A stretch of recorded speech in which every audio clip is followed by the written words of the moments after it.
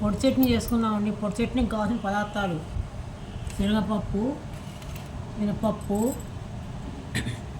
చింతపండు, కొబ్బరి, ఉప్పు, ధనియాలు, బెల్లము, నూనె, ఎండుమిరపకాయ. శనగపప్పు, మినప్పప్పు ఇలా దోరగా వేయించుకోవాలి.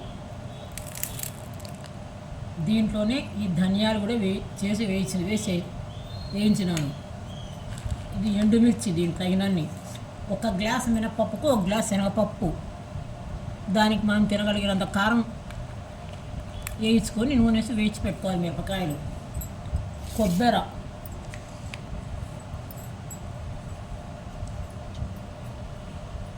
శనగపప్పు, మినప్పప్పును నూనె లేకుండా వేయించుకోవాలి. కొబ్బరి కూడా అంతే, నూనె ఏం అవసరం లే, అలాగే వేయించుకోవాలి.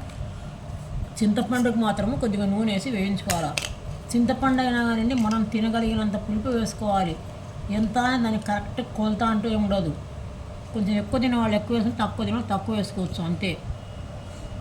ఇప్పుడు ఇవన్నీ మిక్సీకి వేసి పౌడర్ చేద్దాం. మొత్తం ఒకేసారి వేసి మిక్సీ వేసేసేది. పౌడర్ చేసిన తర్వాత చూపిస్తాను మీకు మళ్ళీ. ఇదిగో పొడి తయారైందండి.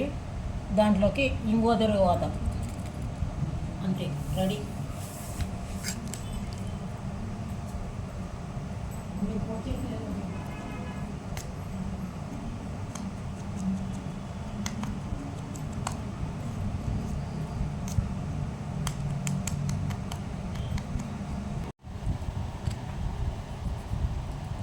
ఈ పొడి చట్నీ పట్టేటప్పుడు దీన్ని కొద్దిగా రవలాగా, అంటే మన సొజ్జ రవ ఉంటుంది చూడండి, బొంబాయి రవ అంటాం, అలాగా ఉండేవాళ్ళ పట్టుకోవాలి.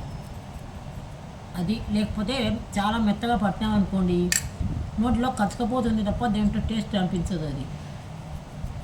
అది దాని స్పెషాలిటీ.